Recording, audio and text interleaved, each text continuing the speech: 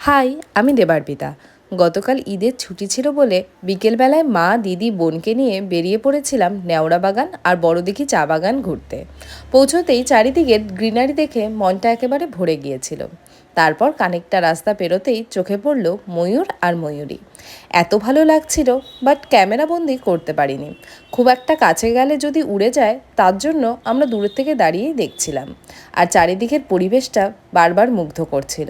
এখানে দাঁড়িয়ে কিছু ফটো আর ভিডিও নিয়ে নিচ্ছিলাম আর ভাবছিলাম আমি কতই লাকি যে এই ডুয়ার্সে জন্মেছি। যখন মন চায় একটু গাড়ি নিয়ে বেরিয়ে পড়লেই এমন সবুজের হাতছানিতে পৌঁছে যাওয়া যায়।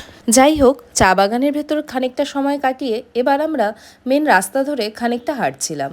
হাঁটতে হাঁটতেই চোখে পড়লো এত সুন্দর একটা দৃশ্য। চলুন আপনাদের দেখাই।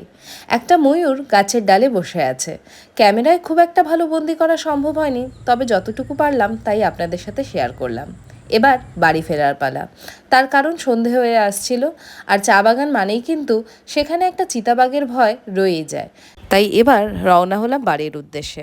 ফিরতি পথে একটা চায়ের দোকানে ঢুকে সেখানে চা সিঙ্গারা খেতে খেতে সন্ধ্যার আড্ডা, তারপর সোজা বাড়ির উদ্দেশ্যে। এই রাস্তা ধরে ফিরতে ফিরতে ছোটবেলার একটা কথা খুব মনে পড়ছিল।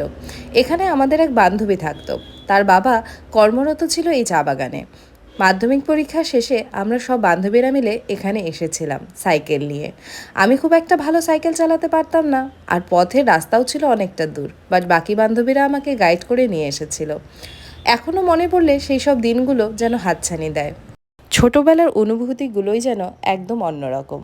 যাই হোক, আজকের মতো এতটুকুই। অন্যদিন আবার দেখা হবে নতুন কোনো গল্পে। Bye bye.